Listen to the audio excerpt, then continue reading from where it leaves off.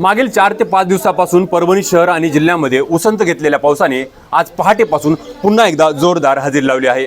या पावसामुळे शहरातील अनेक ठिकाणी सखल भागात अशा पद्धतीनं पाणी साठलंय आणि त्यामुळे अनेक घरांमध्ये देखील हे पाणी घुसल्याचं समोर आलं आहे।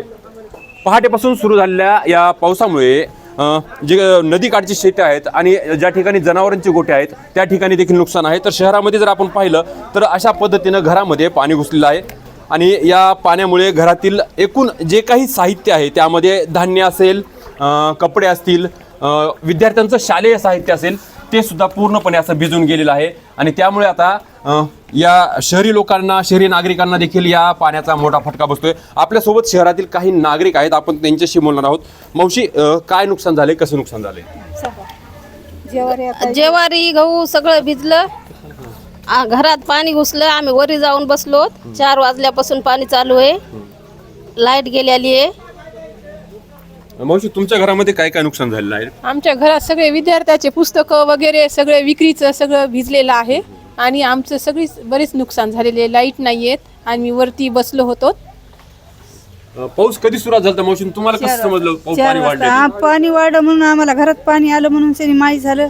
अर्धा क्विंटल ज्वारी, अर्धा क्विंटल गहू भिजले, डाळी दुळी सगळे भिजून गेले। आमच्या गरिबांना काय खावा असं आणि प्रशासनाचे काही लोक आलते बाहेर काढायला? काही आलते काय सांगितलं त्यांनी? आलती गाडी मग तिकडे रोडला उभा राहिली तर त्यांनी बरीच मदत केली, आजींना वगैरे उचलून नेलं, सगळ्यांनी बरीच मदत केली आम्हाला आणि आम्हाला अक्षदा मंगल कार्यालयात नेऊन बसवलं त्यांनी पहाटे 4 वाजता।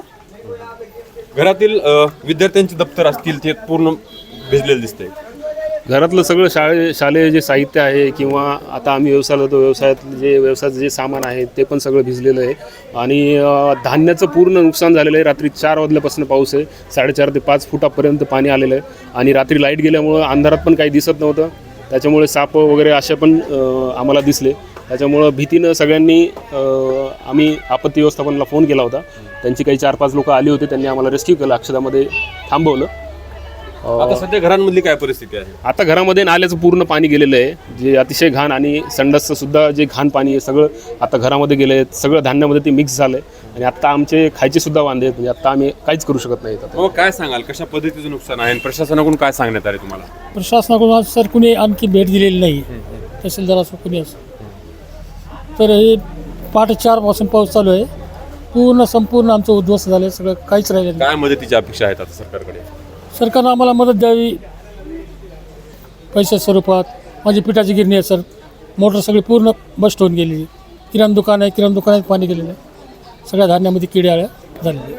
एकूणच सखल भागांमध्ये जे काही घरं आहेत किंवा जे व्यवसाय आहेत या व्यवसायांचं पूर्ण नुकसान झालेलं आहे आणि त्यामुळे सरकारने या ठिकाणी राहणाऱ्या नागरिकांना आर्थिक मदत करावी। यासोबतच काही वेळानंतरच नागरिकांना जर भूक लागली किंवा काही धान्यसुद्धा नाही आणि ते धान्यसुद्धा मदत करावी अशी मागणी नागरिकांकडून करण्यात येत आहे। विशाल माने, न्यूज 18 लोकमत, परभणी।